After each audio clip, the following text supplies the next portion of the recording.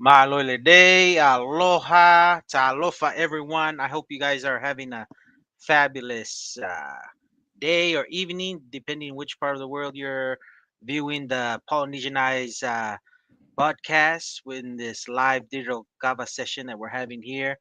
I'm Mr. Aotearoa, and Tua are we are here to have another discussion and talk stories. But I'm doing very well. It's been a minute. We've been kind of hmm busy, kind of going around the world, but I'm doing well.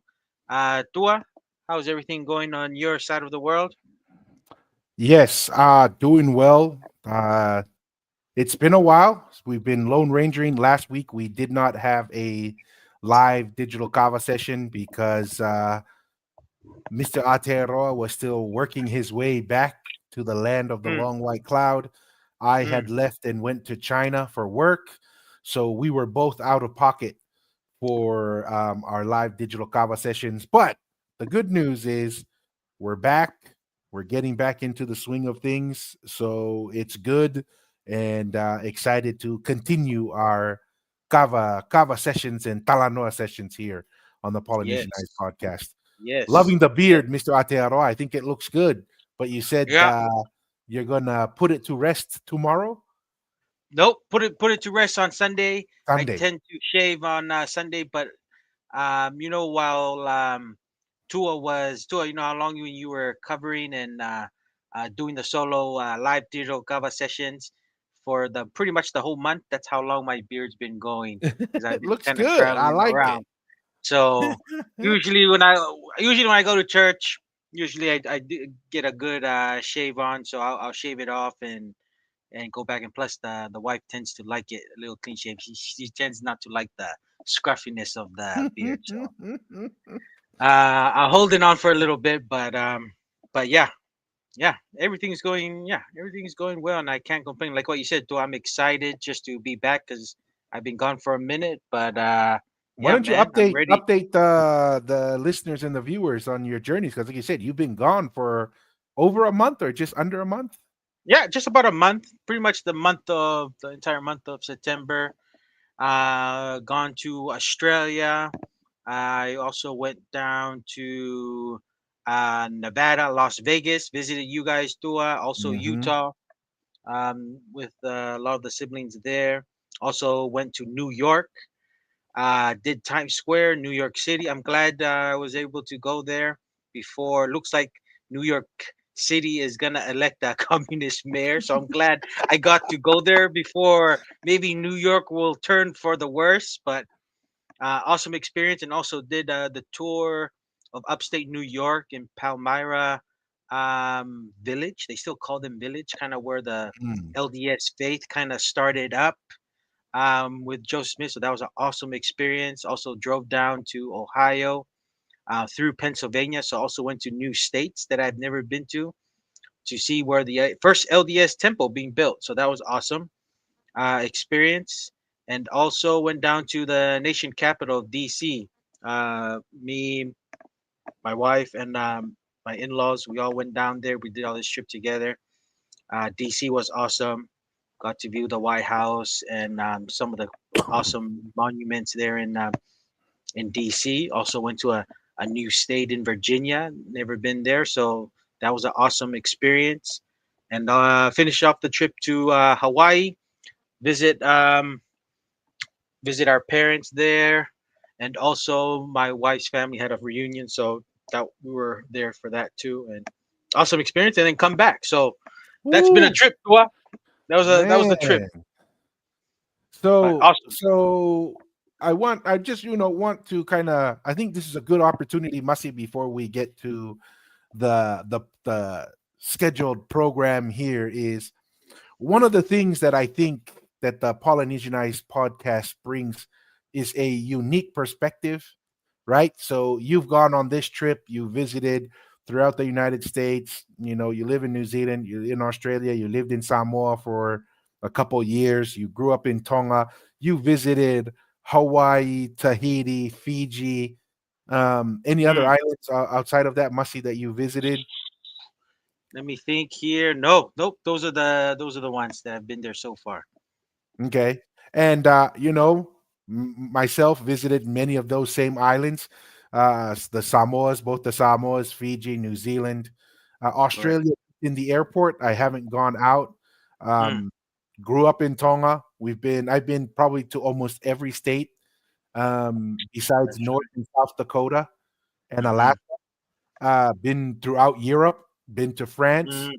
to the UK, England, Scotland, Wales, been to Brussels, been to France. I just came back from China. So Ooh, that's right. That's right. I think we bring a pretty broad perspective of what it means Mm, to see the world through Polynesian eyes.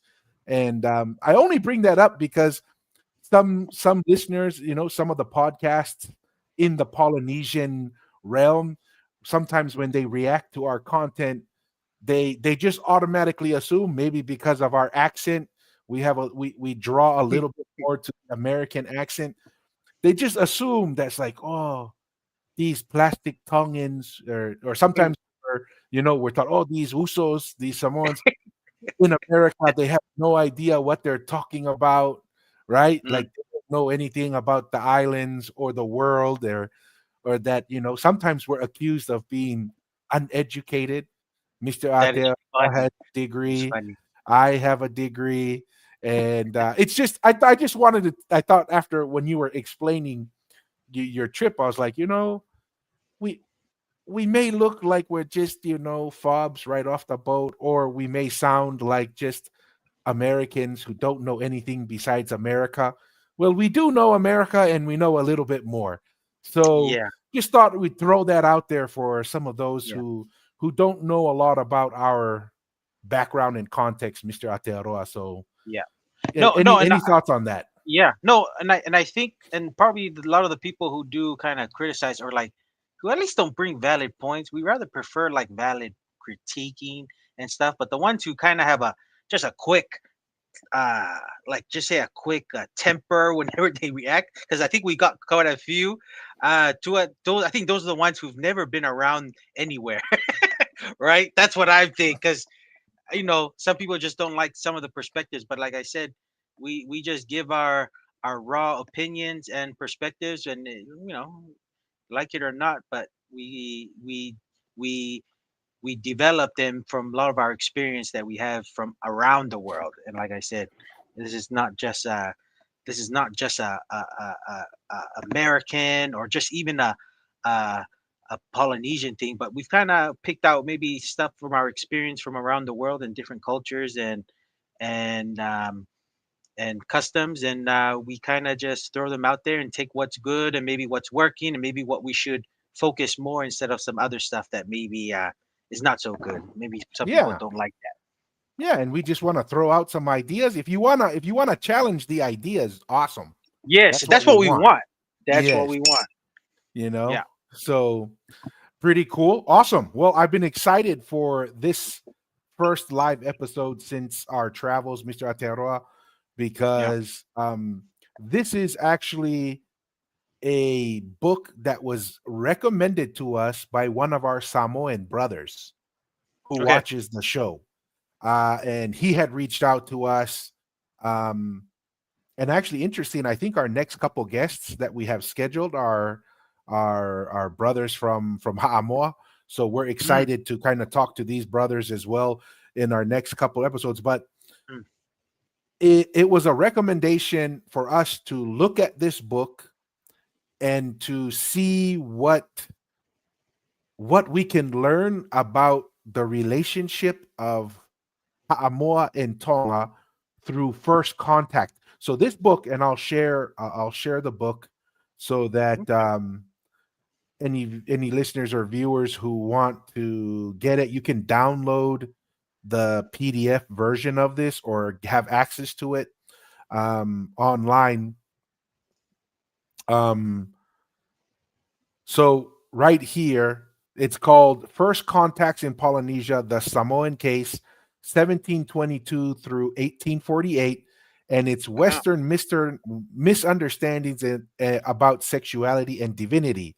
Now, we Mm, didn't we didn't go into this book necessarily for those titles. What we did was we asked our research assistant, Mr. Grok, Mr. Grok. to Mr. Grok. So we had our research assistants, our executive producer on the Polynesian Eyes podcast, to run through the book and identify situations where Tonga is spoken of in the book, and to give the paragraph before and the paragraph after that Okay. Tonga is mentioned. And so we're going to go through some of those and just kind of talk about it and see what we can learn about what the relationship of Tonga and Samoa was through what the Europeans' first contacts with Samoa was and what they Okay. documented in those situations.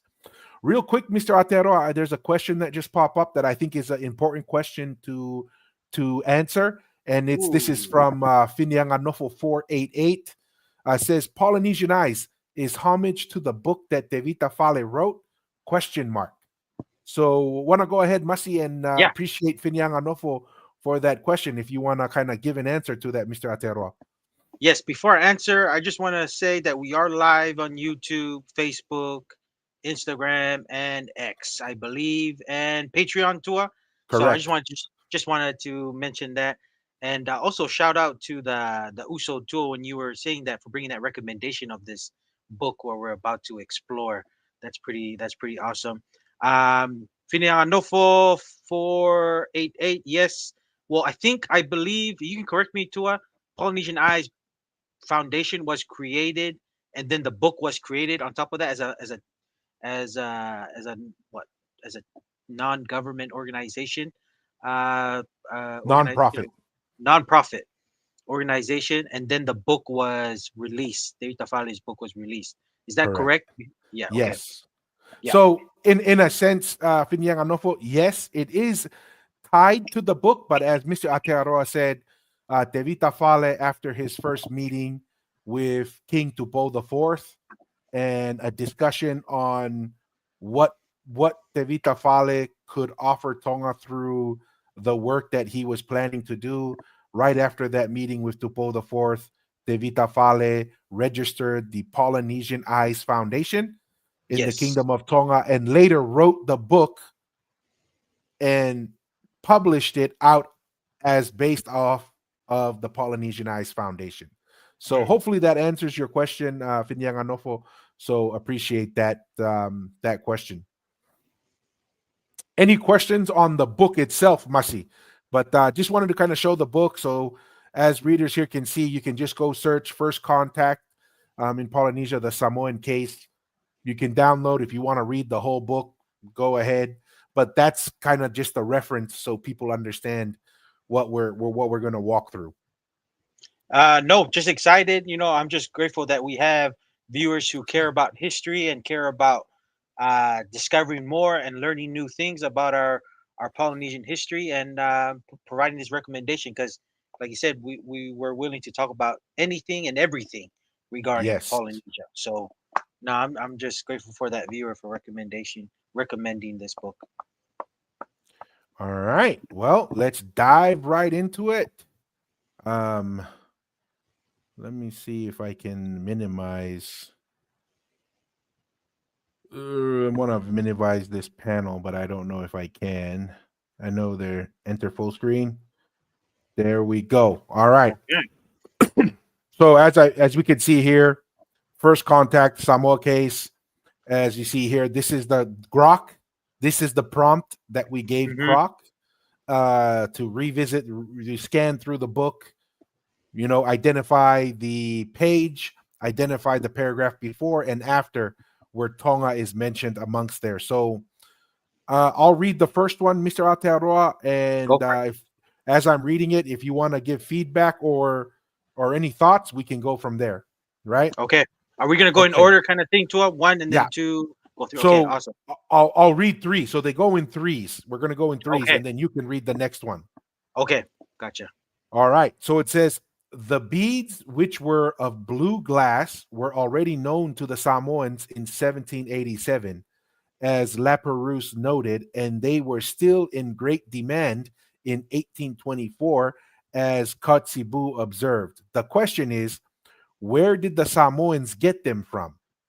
Laperouse himself in 1787 had noticed that the Samoans had no idea of their European origin, and he concluded that they must have come from Tonga, where Tongans had received them from the Dutch, who had visited the region in 1616 and 1643. This is the first hypothesis, and it is the one I shall follow here. He Mm. therefore assumes that the beads were of European origin and that the Samoans had obtained them from the Tongans, who themselves received them from the Dutch expeditions of 1616 and 1643. We shall see several confirmations of this later on. So, this is, I think, page, I may have deleted the page. I believe this is from page 19. So, the very Okay. beginning of the book. Then it says this hypothesis is supported by the account of early European explorers such as Tasman, who noted the presence of similar beads amongst the Tongans during their visits. The exchange of such items, a long standing interaction between Samoa and Tonga, facilitated by maritime trade and alliances, which predates the arrival of Europeans on Samoan shores. So, what what I understand from this Mm. is when these first contacts come to Ha'amoa, number one, the first contacts in Ha'amoa are in the mid to late 1700s, according Hmm. to what this is saying. The first contact with Europeans in Tonga is almost 100 years earlier. Yeah. And so that's why the Europeans, when they got to Ha'amoa, they were shocked to see the beads, the From glass glass. beads. Yeah. Yes. And there was like, Mm. how did these people get glass beads? And it's soon he's saying here that what it is that the Samoans had gotten it from the Tongans. With their And that, encounters with the Dutch. Huh? yes, and that it's because of that relationship and trade and interaction through marriages, right? Through trade Hmm. and so forth, that it arrives in Tonga. So there's a couple things that is confirmed here. Even from the 1700s, therefore, hundreds of years after quote unquote Tonga was kicked out of Samoa, Mm. the Tongans were still heavily engaged in Mm. Samoa, and that Mm. there was very strong interactions with that, right? Mm. This also sounds and sounds very similar to when we looked at that one study that looked at the oral history, Hmm. right? Where you would hear about Fiji in Ha'amoa, but Yeah. when they studied the patterns or how they talked about Fiji, they're like, it doesn't seem like they talking about Fiji like they have direct information or contact with Fiji. Then the Ev- hypothesis that came out Yeah. was they were getting all that information from the Tongans who were actively in Fiji. And actually, the biggest connection between Samoa and Fiji was through Tonga, Mm. just like the beads here. So that's kind of like what I'm kind of understanding from this initial interaction, that 100 years later, when the Europeans are making first contact with Ha'amoa, they're already seeing this relationship with Tonga very early on. So anything you want to add there, Mr. Aotearoa? No, nothing that really stands out. Just I think it's just pretty amazing with the heavy, just like what you said, and we've kind of mentioned it before too. The secret weapon seems like, I think I think the all of Polynesia had knowledge of navigating the ocean, but it seems like Tonga was keeping the full knowledge of navigation to themselves because it was like a power over some of the islands regarding exact pointness and maybe easy navigating the ocean. Because, like I said, it's Tonga's the only one to be navigating the ocean to the late 1800s. And looks like Mm-hmm. this was like, and like what you said, you brought up the example with Fiji and Samoa, but looks like a lot of their communication was coming through the through Tonga, going between Fiji to Tonga, Tonga to Samoa, Samoa to Tonga, Tonga to Fiji. You know, kind of going back and forth like that. So, um, very interesting. And it could have been that knowledge that Tonga would give maybe 40% to somebody else regarding the navigating, unless you were somebody of high significance, and then maybe had the knowledge of navigating the whole entire Polynesia empire, the Polynesian empire. But it seems like Tonga kept a lot of the true knowledge, or maybe the full knowledge of navigating to themselves as a power grab, and to make sure to maintain power of easy transportation through the Polynesian Empire. I don't know, just throwing it out there because No, that's what it hundred seems like percent, to be a thing here. 100%. And I want to kind of leverage one of our viewers, Mel, who is from Tokelau. She Yeah. had shared her research, and we did an episode on the research that Mel did, and he shares that Tokelau seemed to be like a hub for Tuvalu, the Solomon Island areas, and even a little bit Mm, into Tahiti, and that mm, they had knowledge of like the neighboring corners like that, ah, but they didn't necessarily have the knowledge of going beyond that. Like they had their little, oh, it's almost like you could divide it into like little states or mm, provinces. mm, You could have Haamoa as like a province, those group of islands, all the islands mm, in Western Samoa and American Samoa and Manua. mm, They seem to know how to travel in between those islands, but we don't see a lot of evidence that they traveled extensively outside mm, of those islands consistently. So it is kind of interesting to see that there are regional knowledge, but like you said, a global knowledge of how to travel throughout the Polynesian Empire on a consistent basis. mm, It's hard to argue against that the Tongans were the ones that were doing this on a regular basis, and the Europeans are the ones that document that at least in the 1800s and mm, 1600s. mm. Couple comments here. Masi, just want to bring up as our Ooh, regulars. Mr. Waterbear says Malo yes. Tocos. Mr. PR Malo Water Bears. Yes, the Good official to have you. It's PR been a rep. minute. Been a Yes, it's minute. been a minute. Good to have you, Togowa. Also, Navutoka says Malo Moingawe. Hey, Malo Malo Abito Navtok. Navutoka. Here's a question, Mr. Atearoa. Has me thinking that Tuitonga suppressed navigation knowledge on purpose? Question mark.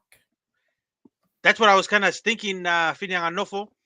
That's what I was kind of mentioning to Tua, because I didn't think about this until earlier, until the more we've kind of start talking about this. But with the evidence of the communication between Samoa, Fiji, and Tonga, it seems like they were getting their information from Tonga on how Ha'amoa was from the Fijian side, and how Fiji was, how Fiji is to the Ha'amoa. So it seems like Tonga was just the masters, and then the other islands who had that navigation, kind of like what you mentioned, it was a regional navigating knowledge they had. But it seems that's what it seems like, Finianganofo, from just me just looking at present on what we have. It seems like the navigation Tonga would kind of hold that knowledge as, let's just say, as as a political advantage, and also as maybe uh, a power move on other islands, just in case if they needed to uh, you know suppress certain village islands, or so whatever reason. But it seems like that's the case. I don't know. That's my thoughts, Tua. Yeah, and that is really, if we take that position, Mr. Atearoa, now this is why Tonga, even though the island itself may be small, but they're able to mobilize resources from Iyo. wherever. And like you said, if one corner of the Polynesian nation was kind of getting out of control or whatever, Mm, if needed, you could mobilize resources from other places. And if you're the only one who knows where to move those resources and how to mm, get there and back, that is a very powerful tool to maintain influence and power throughout the Polynesian nation. Yes. Well, and that was and another thing that came up, and I feel like the knowledge of this navigating could have come from the Tangaloa era of the Togatufa, being the same practice when it was passed on to the Tuitonga. That when the Togatufa, meaning that when you had certain islands and the Eiki came from Tongatapu and you took them to certain islands, they were all obviously traveling with the the Tuitonga's followers to go to settle another island, and these are probably generation of knowledge, just navigating and having Aikis everywhere in the Polynesian Empire. So I think this is just probably years and years of knowledge that they've kind of gathered on their own and reporting back to Tangaloa and then over time to the Tuitonga. I don't know. That's just me kind of thinking out loud. I think with No, that practice. 100%, 100%. So, just for a note, Masi, when you read this, just note that these parts are just saying this is the paragraph before, this is the Receive. paragraph that contains it, and this is the paragraph after. So just skip All right. those when you read. Can you read it clearly, or do I need to zoom in more? No, I can see it. I can see it good. Okay, perfect. All right. Excerpt 2. The term papalangi, used by Samoans to refer to Europeans, indicates a pre existing awareness of outsiders, likely derived from interactions with neighboring Polynesian groups. This awareness suggests that stories and objects from European encounters elsewhere in the region had reached Samoa before direct contact, shaping their initial perceptions and expectations during first encounters. The people from whom they could have heard stories about the Papalangi are the nearby Tongan Islanders. It is not surprising that an event in Tonga would have been recounted all around the region. The pioneer missionary John Williams noted in 1830 the Samoan use of the word papalangi, but we know that the expression had been in circulation in Western Polynesia since at least the time of Tasman's passage through Tongan waters in 1643, as the Tongans repeated it to Captain Cook when the British arrived. We know from various legends describing wars and marriages that the relations between East Fiji, Tonga, and Samoa had been constant for a very long time. In 1777, a member of Cook's third voyage noted while in Tonga the nature of the Tongan relationship with Samoa. Samoans were established in Tonga and vice versa. These interactions highlight the interconnectedness of Western Polynesian societies with frequent exchanges of goods, people, and information. Such connections facilitated the spread of knowledge about Europeans even before direct contact, shaping Samoan perceptions and responses during later encounters. What's your thoughts there, Tua? Yeah. So once again, what we're seeing here is a term that is documented that was tagged when the Europeans first arrived in Tonga in the 1600s. Mm, So we can say that from what it looks like from here, the term Pa'alangi or Pa'alangi comes from from Tonga. Tonga. And that when Mm, the Europeans arrive into or make first contact with Ha'amoa, the Ha'amoa already had that term and were using it mm, because they heard stories. The idea here is the Ha'amoa brothers and sisters heard it from the Tongans that there are these people mm, that we call Palangis or Papalangis that are mm, foreigners, and they have those stories and those familiarities with them, so that when the Western contact comes to Ha'amoa, they were already familiar with them and the term that the Tongans coined for the Palangis, foreigners. Yes. Mm, right? mm, And the other interesting thing here for me is this sentence right here. The mhm, Samoans were established in Tonga and vice versa. We Mm-hmm. were one nation. We were one people.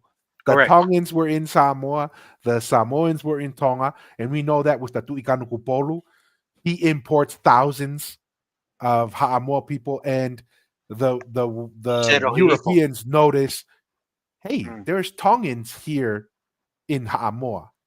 That though mm, they're interacted and they're moving people around, we were united as a nation. That to me is pretty strong evidence of it. That this mm. idea of an independent and separate Ha'amoa from Tuna and Fata that doesn't Didn't seem to exist. really exist Yeah. in It this was a time. scuffle, and that's why It was we termed it yes, a scuffle. Yeah. yes. So that's my initial thoughts, Mr. Atearoa. That's kind of my take on what I kind of expressed there. Yes, and maybe do you know the? I think you can explain it better, Tua, but with the term papalangi, because I think there's couple definitions. People Yes. thinking that the Polynesian term was coined as the the ships, the European ships, as like descending from the sky or like bursting Mm. from the sky. What's kind of the your thoughts with the, because I don't know if other people are familiar with the papalangi term of what it actually means. Yes, I think it actually may cover that a little bit later on. Okay. Okay. So there seems to be two definitions that were Mm, tied to the term. One was, oh yeah, like your ships or people coming in from the sky that touch the sky. That's correct. one idea. That's the more mythical Mm, idea. Remember when we talked about when Ha'amoa would hear stories about Fiji, they would almost like make it mythical, like it's a land of beasts and eh, weird eh, things, right? eh. It seems that the Tongans, and this is my hypothesis, Mm-hmm. for those who heard it from the Tongans about the Palangis, they took a definition that was more mythical about these people, like, oh, from the sky, and their boats, big boats, touch the skies or whatever. And that's why they're called Papalangi. Papalang. Mm, What seems to be the Tongan original definition was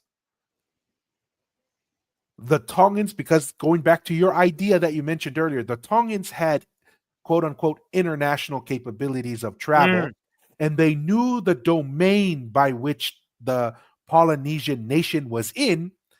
And mm, Papalangi was the term of saying, beyond the horizon of our domain, these people must come from beyond that. Where you, it's like looking into the horizon where the ocean touches the sky. And mm, Papa means to kind of pop or to go beyond that. mm, And so mm, the original Tongan term for Papalangi was the people from beyond the domain, beyond into the skies of beyond of where the Tongan navigational capabilities were mm. common to. And so that seems to be the origin of the name Papalangi. But obviously, when you go and you tell that story to Ha'amoa or Fiji or Tokelau or anywhere else, they're going to be like, secondhand information, Yeah. and they can take a second definition added to it. Very much like, and I'm not trying to be rude, Ha'amoa, clan of Moa, morphs over generations, turns into Samoa, and then a second definition is added, sacred center.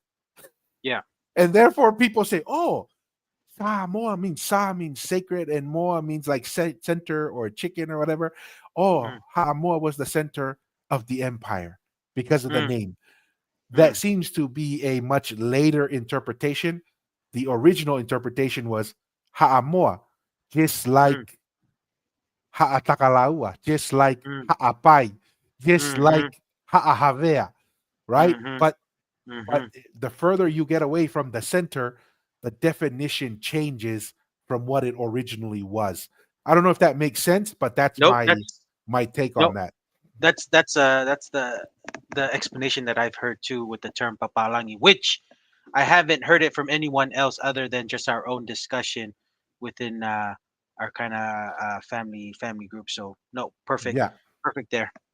Yeah, and I think it will touch into that a little bit more later on. But anyways, Perfect. We'll come Okay. back. Excerpt 3 from page 20. These long-standing connections facilitated the transmission of cultural and material exchanges, including knowledge of European goods and behaviors. Such Mm, interactions likely influenced Samoan perceptions and responses during their first encounter with Europeans, shaping their expectations and interactions. We shall see that in 1824, Kotzebue noted how Samoans spoke Tongan to him. mm-hmm. That in 1831, Lafon de Lercy himself saw the big canoes of the Tongans coming regularly to Samoa.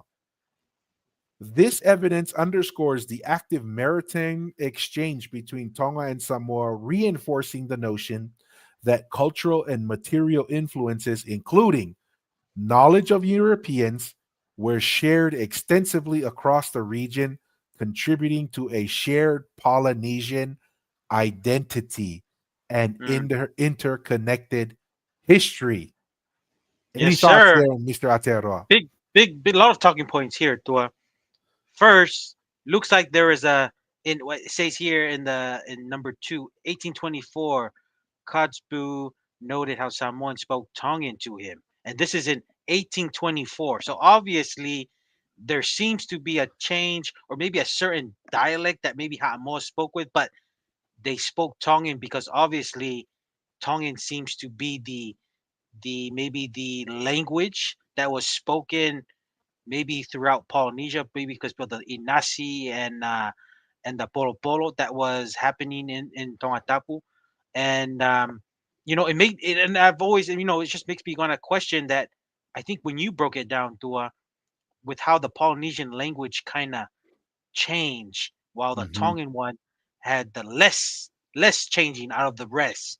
So obviously there seems to be a lot of, because when did the Europeans and colonizers? This is 1824. Is it the 1860s? I believe. 1860s through 90s is when a lot of the colonization happens. And Right. So some of the early civil wars in Haamoa are just in the late 1800s, early 1900s.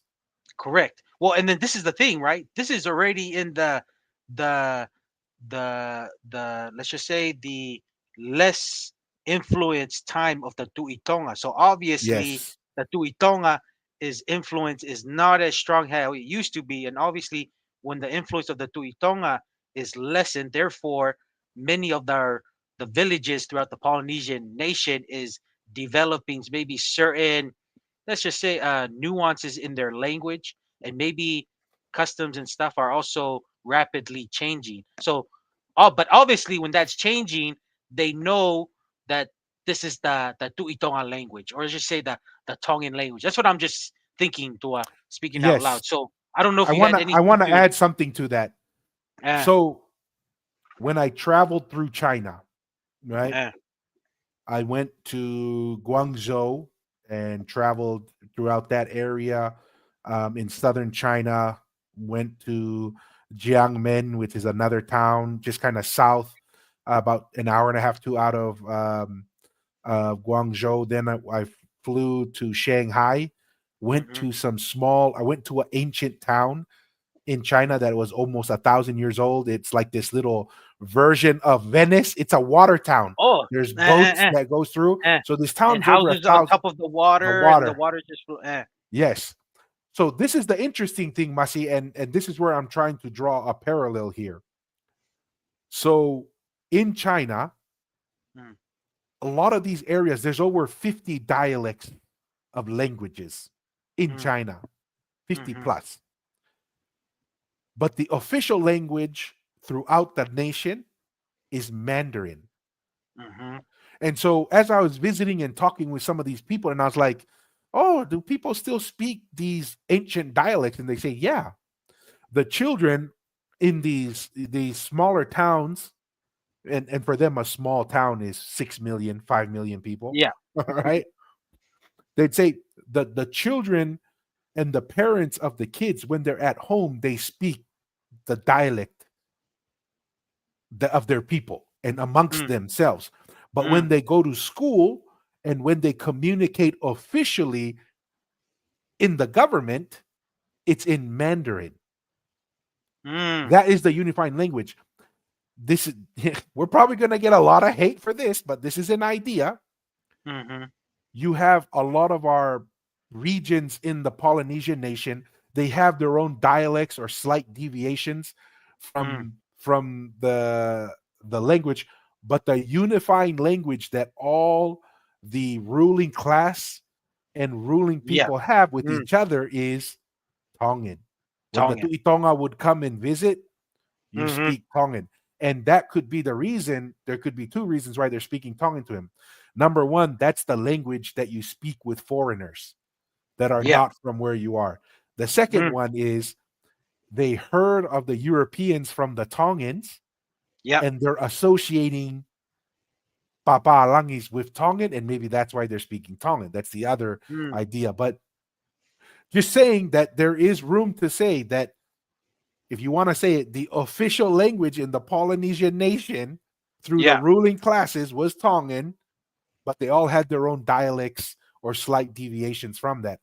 And that could explain, here's another interesting thing that just came to my mind that could explain why there's a quote unquote Austronesian language that's prevalent throughout the Pacific, but that may not be the quote unquote language of the official Tongan rule or the Tuitonga and the Tangaloa and the Maui clan. Because I Yeah. am open to the idea that there were people in some of these islands and they spoke a different language, but a unique group comes in with technology, religion, government governance, Mm. and navigation capabilities that spreads from Tonga and creates a quote unquote nation out of that.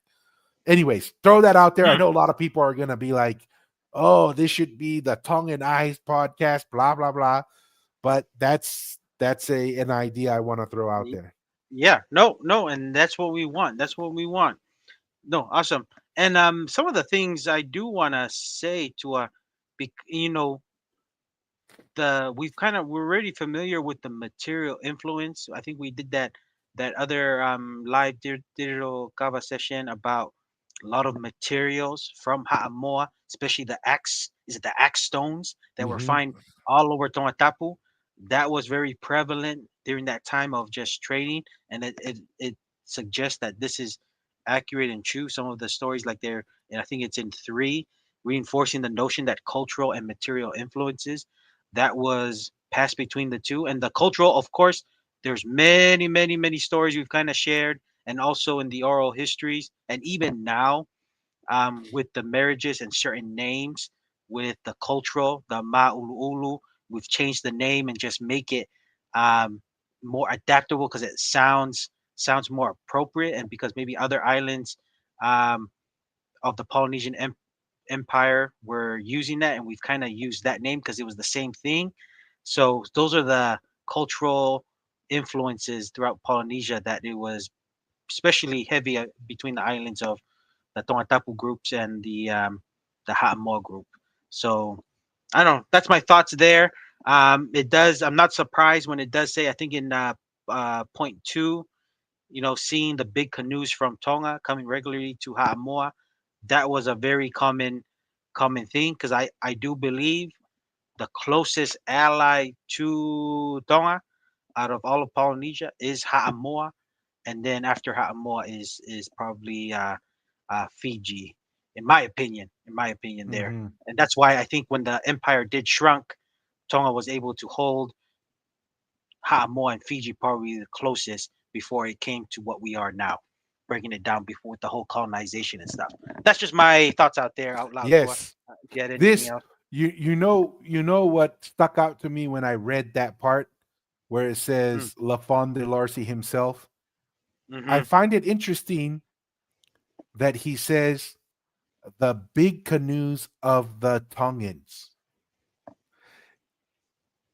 You could almost say he's associating there's a difference between the canoes that we see all the time in Ha'amoa mm, and the big canoes of the Tongans because we make the argument like the Tongans probably had the largest, not just quantity of the fleet, but the size of the fleet, individual uh, Caria itself were massive to carry stones that were like 50 tons, 80 Yeah. tons, hundreds of miles. And the other thing that also stuck out to me, remember, Mussy, you made the comment, I believe, on one of our last our live Kava sessions where they were talking about the where the term Navigator Island came from. And either Yes. you or me, but I think it was you. You were like, "Oh, they called Manua, whatever, Navigator Island because they saw the massive canoes News. over there, and they said, Yeah. "Oh, these are the navigators." And either you, I think it was you, said, Eh. "For all we know, that could have been the Tongan Mm. Karias Mm. in Haamoa that they see as they're going by." And to me, this kind of it strengthens that potential idea that the large canoes were associated with the Tongans Yeah. because that's where, like you were saying, the center of the knowledge for long not navigation, long Yeah. distance navigation is much. The idea seems to be stronger that the Tongans were doing this much more common, fully Mm. documented by the 1800s, but this Yeah. seems to be more a feature of knowledge that was held in Tonga, which is why the Ha'amonga is in Tonga, which is why the Mm-hmm. Langis are in Tonga. Mm-hmm. But that was something that kind of stuck out to me on that. Oh, awesome. Awesome. I think we can move to excerpt 4, or is it 3? Okay. Yeah, four. We just finished three up there. All right. All right. This close relationship between Tonga and Samoa is further evidenced by the fact that in the early 19th century, Samoans and Tongans often spoke each other's languages, and there were frequent exchanges of goods, people, and ideas between the two groups. Between 1840 and 1842, the beachcomber John Jackson, who stayed at Ta'u and later at various Fijian islands, noted how frequent were the visits and the war alliances between Fijians, Tongan Samoans, and Uveans. Except 3, these alliances and visits highlight the fluid political and social landscape of Western Polynesia, where inter island relationships were crucial for warfare, trade, and cultural exchange, influencing the way Samoans interacted with Europeans as they integrated into these networks. Any thoughts, Tua? Yes. So the first thing that sticks out to me is this guy lived on Ta'u Island, so that's Manua, Mm-hmm. right? Mm-hmm. What I always hear from our brothers and sisters in Ha'amoa is the Tongans never could go and do anything in Manua. Manua was so sacred that Mm, the Tui Tonga and Tongans would never go there. Yet we have this John Jackson who stayed on Ta'u Island and went to Fiji, and he says the Tongans were in Ta'u and they were in Fiji, and the Samoans were moving about as well. mm-hmm. So that to me challenges the idea that Tongans never went to Manua and that were never engaged in Mm, in political or social interactions there. That's one thing that sticks out. Um, the other thing is that if it was as late as 1840 and 1842, mm-hmm. and that these interactions were so common, And how strong. come and Mm, strong? My question is, Masi, how come we don't have documentation of Samoans being in Fiji fighting battles or Uveans being in Fiji fighting battles? This is around the time of Tatu Ilaw, right? mm-hmm. Entere. What Mm-hmm. was it? What was Maafu, Mafu. right? Yeah. With his So campaign. Eh. yes. So why? My question is, why don't we hear of documentation of Samoans being in Fiji or in Uvea invading and battling? I'm trying to understand what he's saying here Mm-hmm. And the only thing I can think of is yes, there were Fijians and Tongans moving about, but who was doing the moving? Who Yeah. was the leader and leading moving Uveans and Samoans inner within these areas?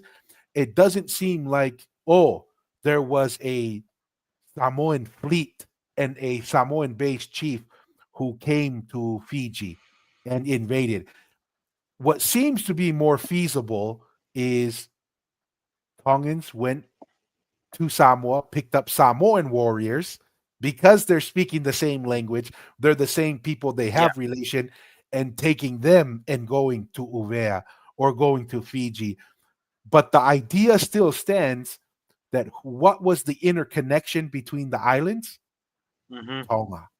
Tonga was the infrastructure or the facilitator of moving of the peoples. That's what I kind of took out of this, um, because if we're looking that this stuff was happening in the mid 1800s, we would have had written history of this Samoan chief Yeah. or this Uvean chief was in Fiji and was doing these raids. We don't have that. The only ones we have are Ma'afu and the local Fijian chiefs warring with each other. But Ma'afu probably had relatives in Ha'amoa, maybe, and Uvea, and he would Mm. bring those resources to Fiji and to help him with his campaign in Fiji. I don't know. Mm. That's one of the things that stuck out to me No, awesome. And I think we did also discuss that. I think it was Ma'afu's younger brother that also went and stayed with his relatives in in Ha'amoa. Upolu. Yeah, Yes, in Ha'amoa. and didn't So come back until Queen Salote brought him back when he was very old. very old, very old. And you're right, though. That's a good point because 1840s, right? This is really, this is, I think this is a lot of throughout the Polynesian empires, we're having at least some palangis already in this time that people have already encountered, right? And Yeah. they would have recorded some, at least some navigation knowledge of other people kind of going back and forth. But it seems like it was only the Tongans that was like what we mentioned, that was throughout the 1800s was still traveling like it was no brainer, like with ease throughout the Pacific. So very interesting. Very interesting. Just further suggests, just further suggests that the knowledge of navigation when you only have a regional capability to travel, that tends to be lost maybe with much more encounters with the Papalangis, and then the Tongans were, because it was very vast, were able to maintain it, and it lasted longer throughout Hmm. the years. So yeah. 10-4. Anything else, or we go to the next one? Next one. Okay. The next one here, excerpt 5 on page 26. The Samoans were keen to obtain iron tools and cloth from Europeans. Recognizing their utility and value, iron was particularly prized for its durability in tools and weapons, while cloth was seen as a luxury item for clothing and ceremonial uses, contrasting with traditional materials like tapa. But the question of cloth was different. The Samoans knew for certain about the value of European cloth from what they saw in Tonga Tongan. and Mm, from the stories told by the Tongans and from their own dealings with the Dutch over mm, 100 years before, right?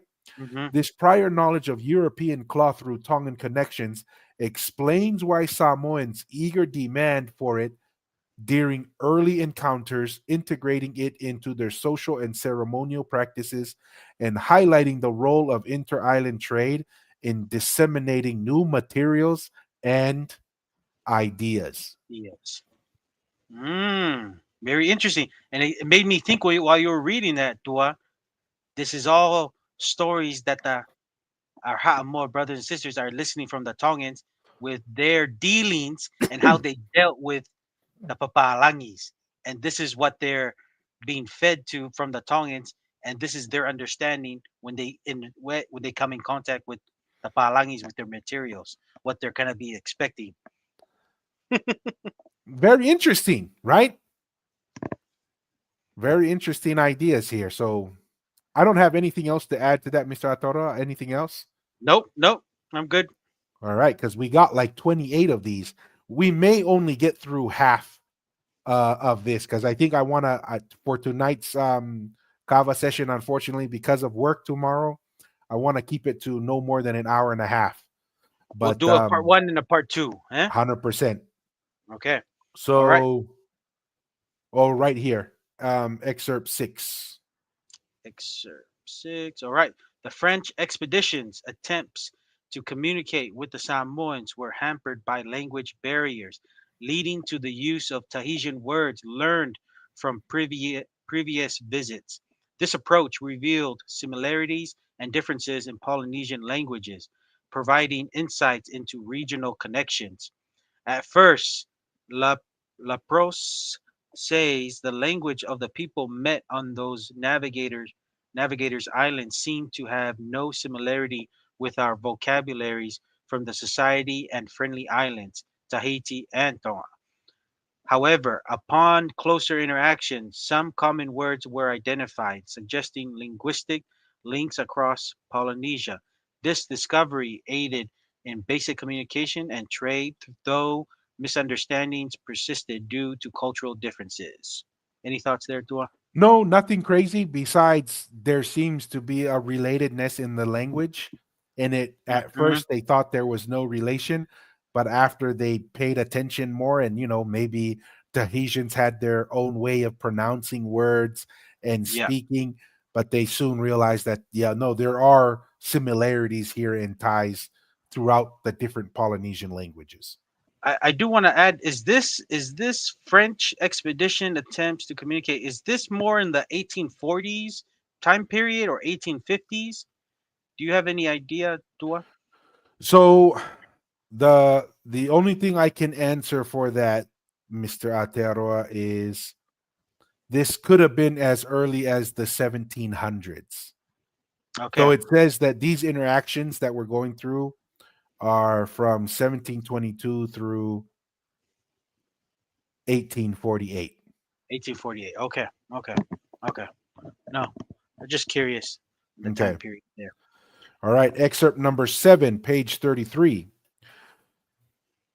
The discussion on the peopling of Polynesia involved theories of racial mixing and migration routes, with early anthropologists proposing connections between Asian and Pacific populations based on physical and cultural traits. I am convinced that the indigenous people of the Philippines, of Formosa, New Guinea, New Britain, New Hebrides, the Friendly Isles, and in the Southern Hemisphere, and of the Carolines, the Marianas, Sandwich Islands, in the northern hemisphere, are all the same race, and that they have been mixed with the Malays, Tartars, the Chinese, the Japanese, the Moors, and the Africans in proportion to their distance from the continents where these races inhabit. So he kind of takes that Mm. Southeast Asian, Taiwan, Mm-hmm. down through Melanesia into Polynesia kind of thoughts And there. and I'm thinking when he says the Africans, is he thinking like the Aboriginals from Australia, probably that's being mixed? I don't know. What are your thoughts when he said That's a good question. African I'm assume when you say African that you're talking about the Africa Madagascar, because I've or seen people Madagascar? talk about Madagascar and that Mm. being Good point. right off of Africa, and I've seen that tie being made by some people.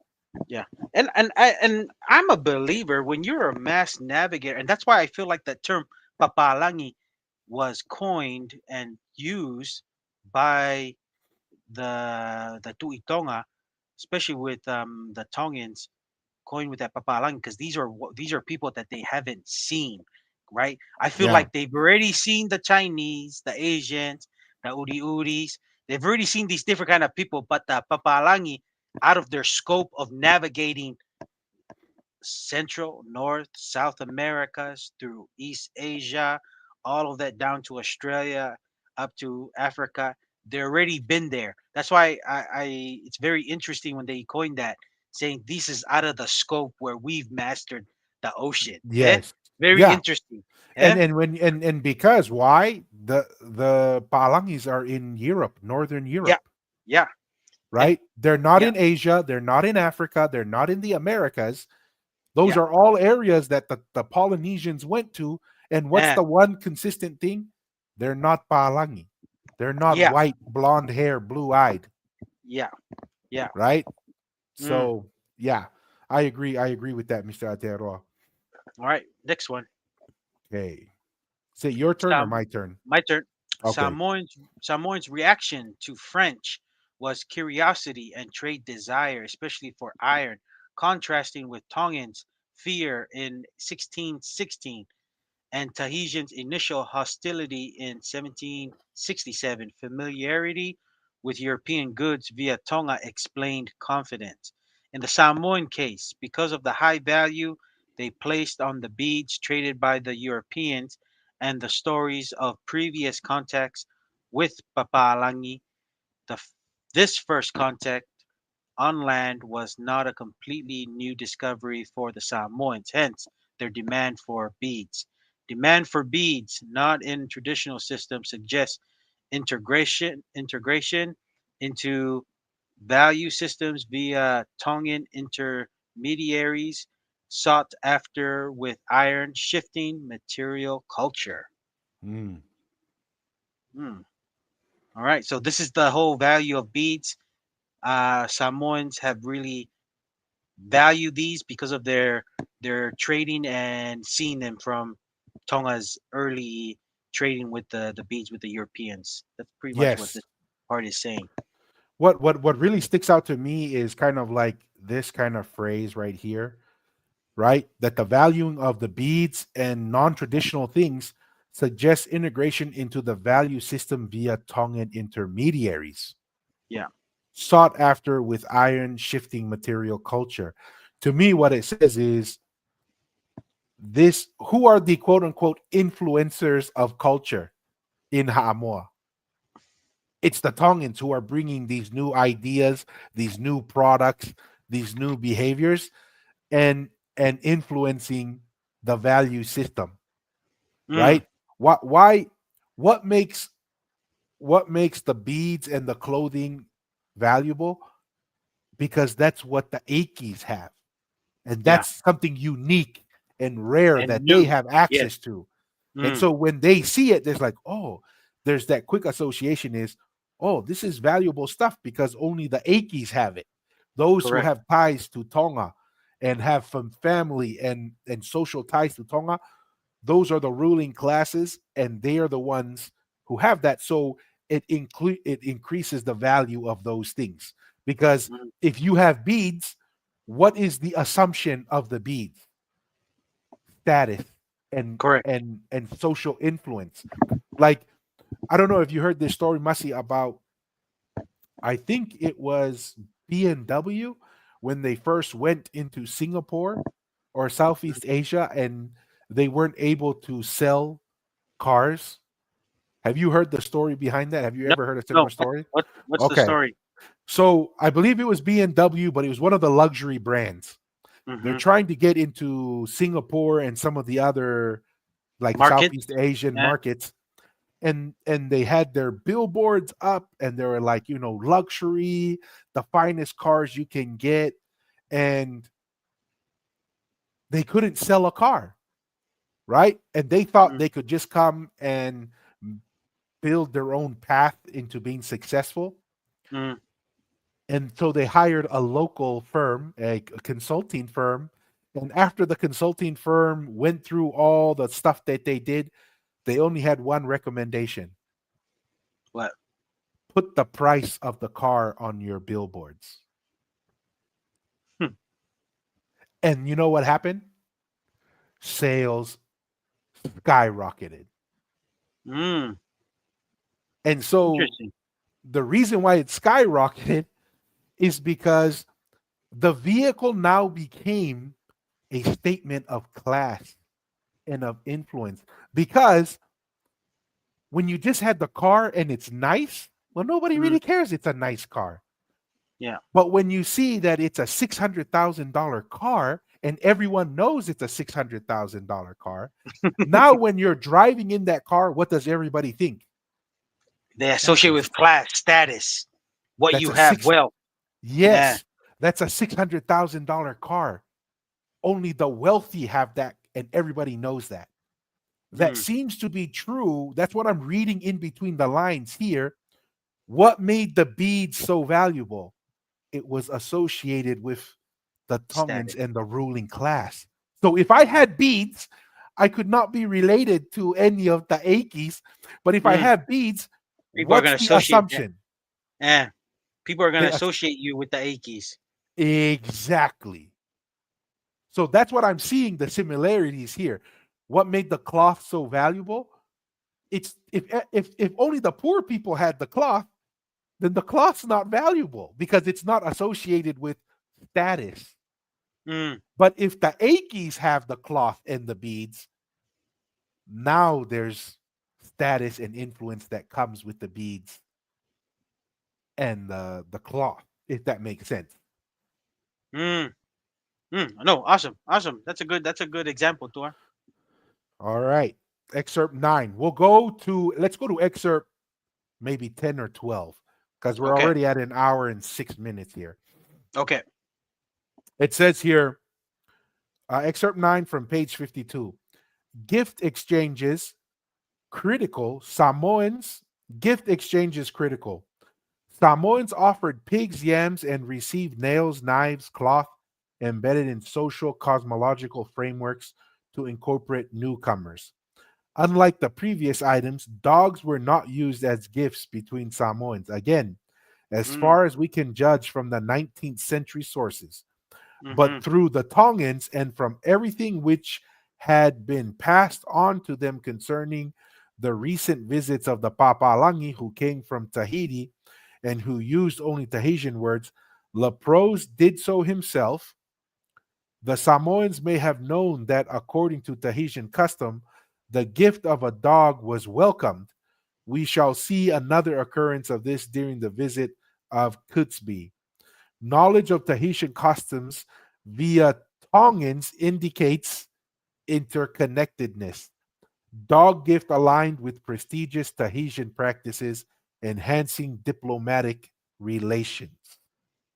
Interesting. So they're saying the dog gift to the Europeans, or what was it trying to Yes, say there, Tua? what it's As trying to meat say here or something? is the gift of dogs amongst Polynesians, especially in Samoa, Tonga, and in Western Polynesia, that was not a thing. Ah. What it was a thing was the Tahitians had learned that a gift of a dog was a positive thing with Europeans, with the Papalangi. So Mm. the fact that what they're trying to say is the the Europeans show up for the first time, and it's not the custom in Haamoa to gift a dog. It's Yeah. usually pigs and yams. Yes. Ah. How did they know that gifting of a dog would be perceived as positive interactions with the Europeans? Mm. And they say it's because they must have learned it from the Tahitians, but look at who they say disseminated that knowledge from the Tahitians. The It was tongue. through the Tongans. Mm. Once again, the Tongans are the connecting Mm-hmm. factor between not only things that are happening in Tonga, but things that are happening in Tahiti. They're saying Mm-hmm. here knowledge of Tahitian customs via Tongans Indicate. indicates interconnectedness. So, what he's saying here, the Tongans are the ones who also teach them, hey, you know how we like to give each other pigs and yams? Well, Mm-hmm. apparently, with these Palangis, we were in Tahiti, and the Tahitians told us, or we saw, that giving a dog makes the Palangis happy. They see that as a positive thing. Mm. So, once again, the interconnected glue of Eastern Polynesia, Western Polynesia, it's the Tongans who are the carriers of this information, which comes back to the idea that you shared, Masi. Who's the only one that's able to travel to Yeah. every corner Mm. of the Polynesian? It's the Tongans. This is what I'm seeing in that. That's what I'm kind of taking from that, Masi. Mm. No, also the other one that caught my attention was the point one. Samoans offered pigs, yams.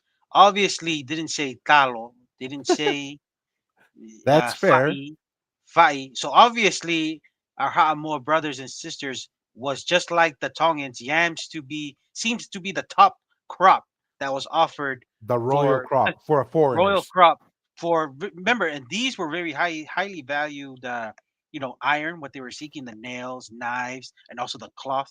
So obviously they were giving their best, and the yam was the top starch in Polynesia, which and we're trying to say over time, right, that loss of value because maybe through colonization or whatever, it's changed. But I'm just saying throughout history, see, even the Ha'amoas valued his yam being the top crop, just like Yeah, the Tuatapu group. yeah, and that's kind of going with I believe that 100%, Mr. Atearoa, because w- the driver of making yams Mm, is to give a gift to someone who values yams, and mm, it's the Tuitonga who correct. values yams. When Hmm. you remove the Tuitonga, then the only thing that is more valued is what's more efficient and convenient for day-to-day life Mm, within just Ha'amoa. Then it shifts from yams to banana and taros. yeah. So that's an interesting thing, Masi. I think that's a fair point. That Mm, shows that the interconnectedness and what was valued and what was important seems to be a lot more influenced by Tongan. Kind of going yeah. back to the beads and the cloth, like they said Mm, earlier. mm, They said that the beads and the cloth were valuable because of Tongan influence into the value system into Ha'amoa, which kind of matches what you're saying. When the influence of the Tongans were much stronger, it was pigs and yams. Now you remove the Tongan influence, the yams become less important. yeah. Yeah. No That's a value. So good point. you're not growing it. So what's the point of Yeah, holding that knowledge? It's more taro and the kape, which is like kaamu and bananas, right? yeah. Interesting. No, that's a good point.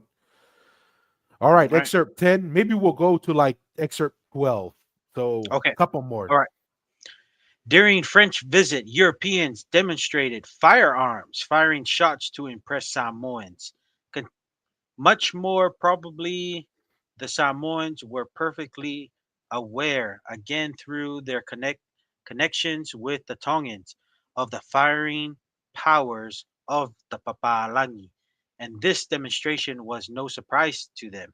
The Dutch and the British had made many such demonstrations for the benefit of the Tongans. This prior awareness of firearms through Tongan connections reduce the impact of the demonstration, indicating that Samoans were already informed about European technology, influencing their strategic responses during encounters. Any thoughts there, Dua? Yeah, I mean, once again, there's a theme, right? The theme is the vein of the flow of knowledge and information. Tonga is the facilitator of this knowledge. And that's why Ha'amoa were not as shocked or surprised by these things. They were already With like, oh, yeah, their firearm. we heard about it's more curiosity rather than awe Yeah, or surprise. yeah. So that's No, kind of the only thing that I have there, Mr. Atero. yeah. No, no, and this is what a tuitong alliance would mean when you find something, you would let your alliance know, whether it be Haamoa, Fiji, or like Tahiti or somewhere. It's like, hey, expect this thing if you see it come your way of the Heads firearm. up. Heads Yes, up. This heads is up. something that's Yeah. out there. Maria, Maria. All right. Excerpt 11. The Yes. massacre. The massacre The massacre of 1787 was attributed to misunderstandings and cultural clashes, with European narratives often emphasizing Samoan aggression, but local perspectives suggest it was provoked by disrespectful actions. We should also take careful note of what a beachcomber from Tonga, who came to Samoa in the late 1790s, told George Bass, the first visitor to arrive in Samoa after La Prosse. Bass was getting supplies for Botany Bay and came once sometime in the period from 1802 to 1806. The beachcomber related an incident that was said to have taken place on La Prosse ships. A Samoan chief had several times offered a roast pig to one of the French officers, but as the latter was busy with his work, he became annoyed with the Samoan and struck him with his sword, causing him to bleed. In contemporary Samoa, to strike a chief offering a pig would indeed be an immediate declaration of war. This incident highlights the cultural insensitivity of the French officers, where a gesture of hospitality was met with violence, escalating tensions and contributing to the tragic events that followed. So, what? Any thoughts there? Yeah. So the first interactions between Europeans and Tongans seem to be very friendly, right? Yeah, That the Tongan said, "Hey, look, there's these Palangis. We did exchanges with them.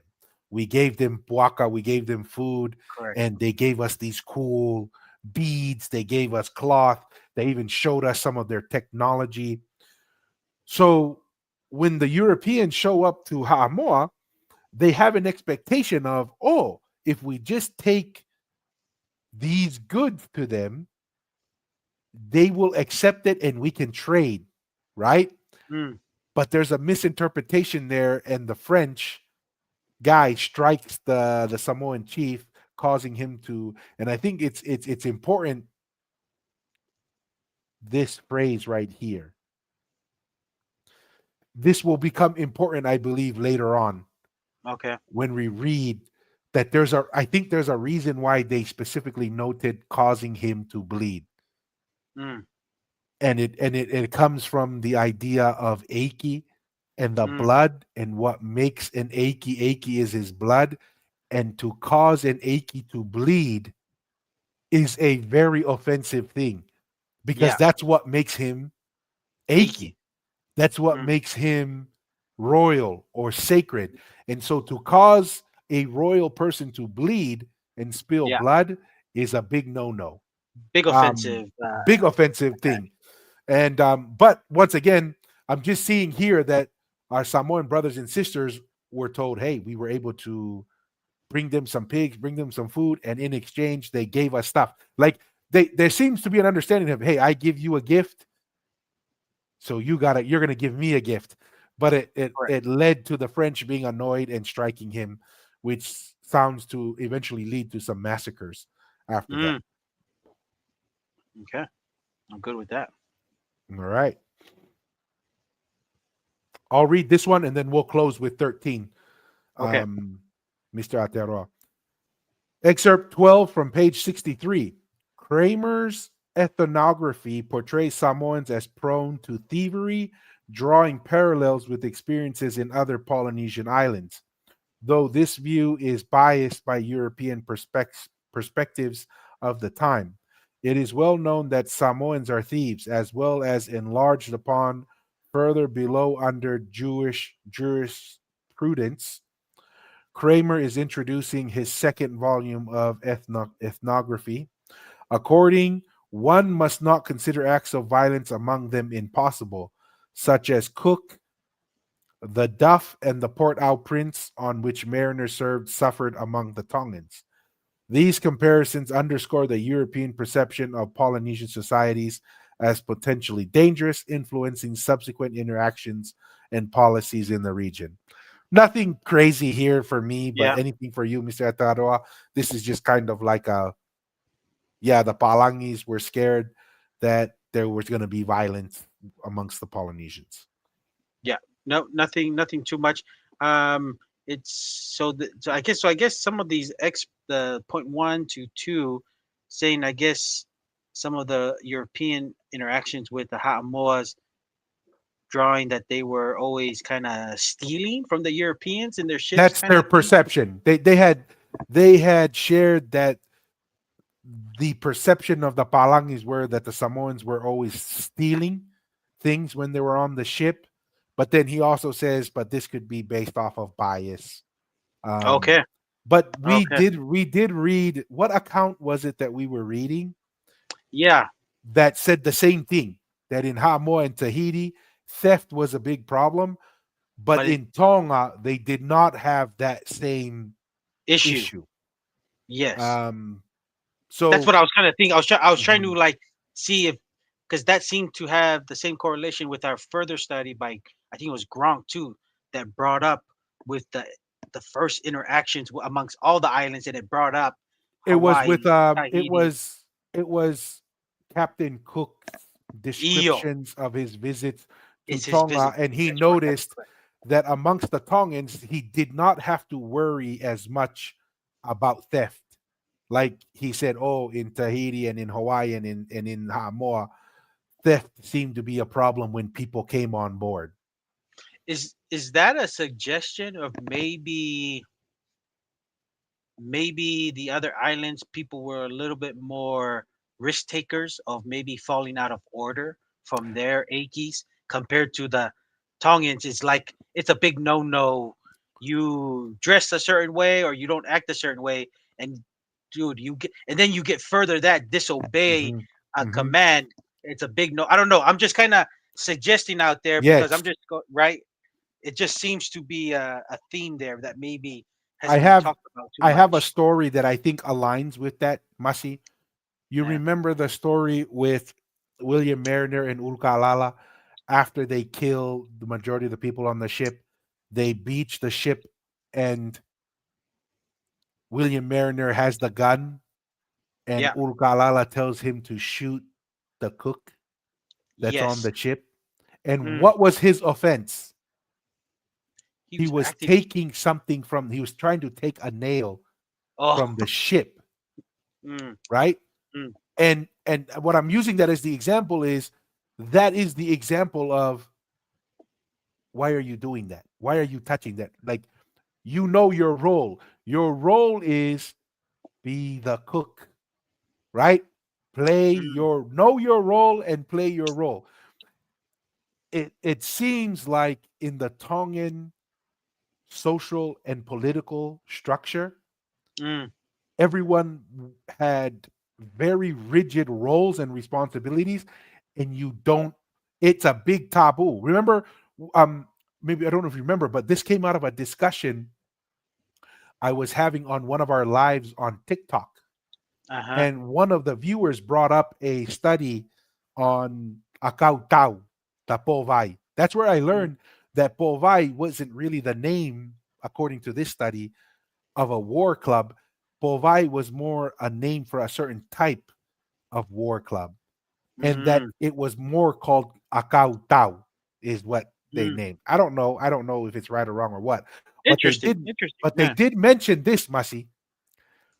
Only the chiefs had these. And you know, one of the primary functions of having these sticks, extended sticks slash akautau, Mm, was to whack people who did not fall in line, yeah. Yeah. right?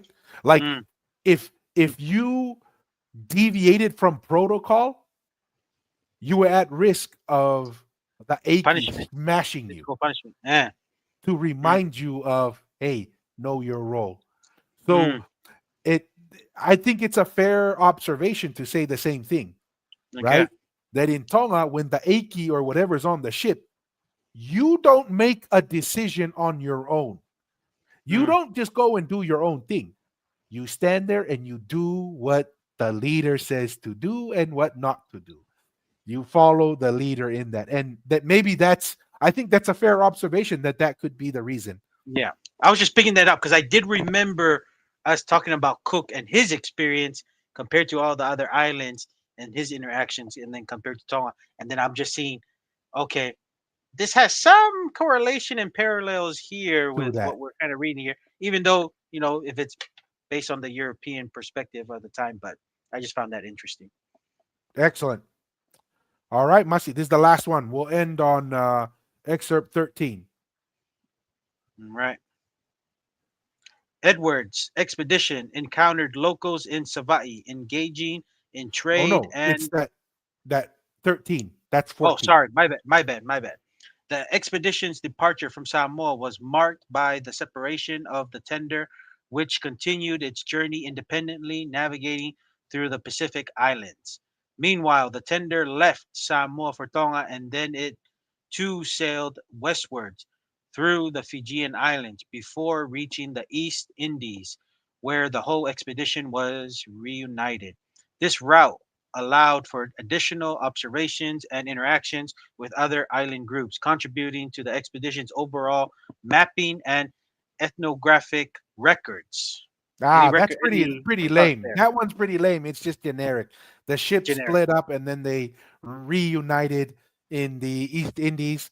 We're not going to end on that. That's weak. We're not going to end on that one. Read Okay. 14, Maki. That one's Okay. that's a weak sauce one to end on.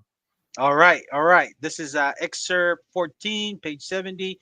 Edwards' expedition encountered locals in Savaii, engaging in trade and communications during which they met a Tongan individual who provided insights into regional relationships and past European visits. He also had contact with a Tongan named Finau. Edwards noted that this man was a relation uh, of the chief of that name of Tongatapu. Finau said he had seen Captain Cook and English ships at the Friendly Islands, and that the people of this island, Savaii, had never seen a ship before they saw the Pandora.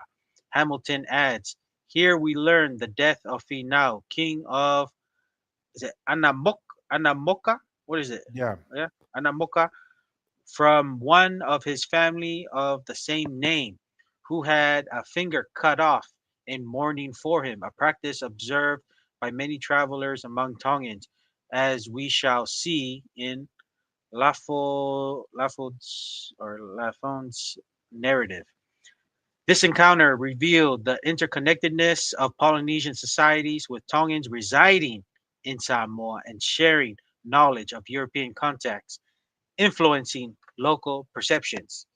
Tua, anything that caught your attention on this Number excerpt? 1, Tongans living in Samoa, Correct. Correct. right? I thought that this was a big no-no, right? Like there was a separate independent nation after 29 Fata, and there's like a nation of Samoa arises from that, and Tonga are separate. The second thing is the Tongan guy says, "Oh yeah, I've seen you guys on ships before, Yeah. and nobody here has seen you guys before." Yeah. This is the first hand testimony of what we were talking about earlier.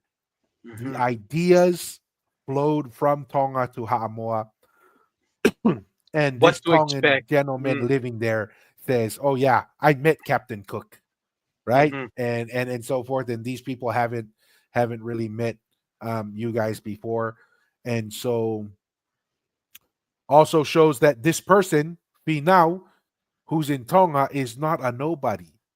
This Yeah. is someone of royal blood and of influence, Yeah. right? Of social status in Hamoa. So Yeah. that to me is just another. Once again, this pattern is almost undeniable now. We're getting to the point where, at what point do we say it's time to just accept the fact we are one nation, one people? We were never really separate nations or Mm-hmm. separate governments and people. And the only reason why we exist as separate nations today is because of colonization. Colonization.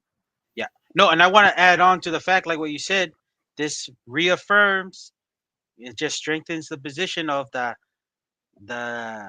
the war in Haamoa with the Tuitonga. It was a little scuffle. It Not a was war. something that Yeah. it was something that the Tuitonga took, say, oh, like he took an interest that somebody fought back. That's what it seems like, because like what you said, and not only Fee now, but Fee now's children with Mariner's account.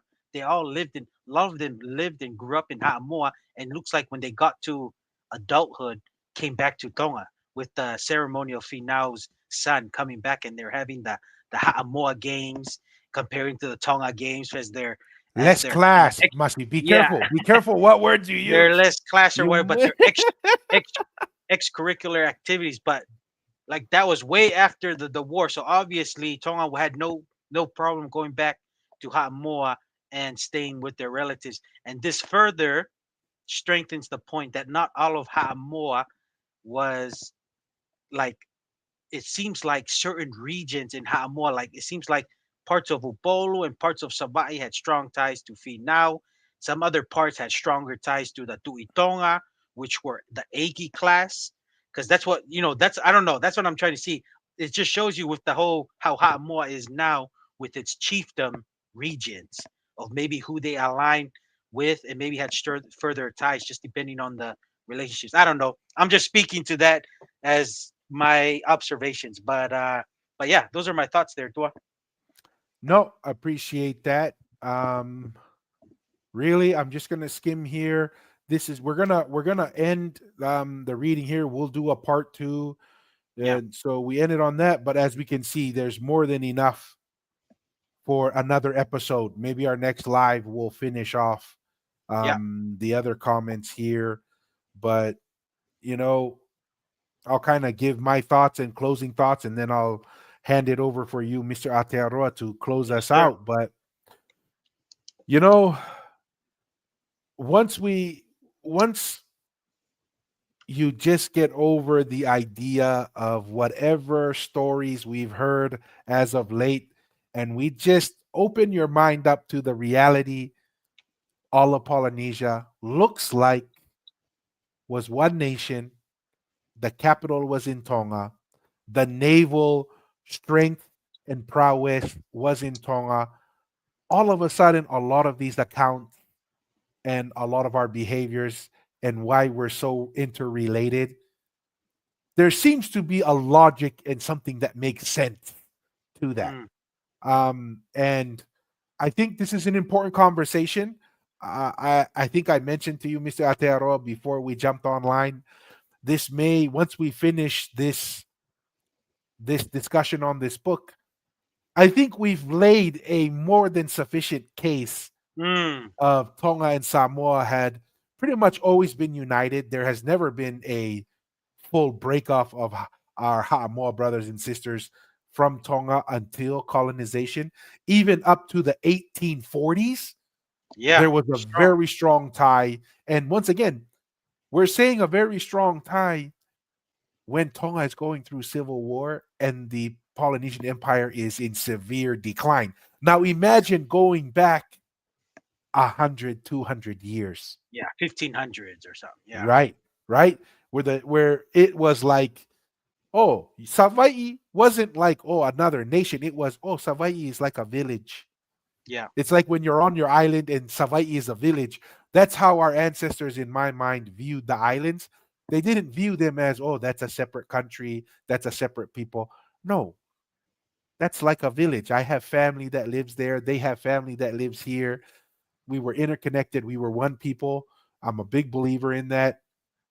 And once we get this alignment and we kind of address this for once and for all, then we'll turn our attention to other areas that need some love and attention from the Polynesian Eyes podcast to start bringing our brothers and sisters to the fold of a united people, people who have a strong history, strong culture that you know we can restore and enjoy some of those benefits like our ancestors did hundreds and hundreds of years ago.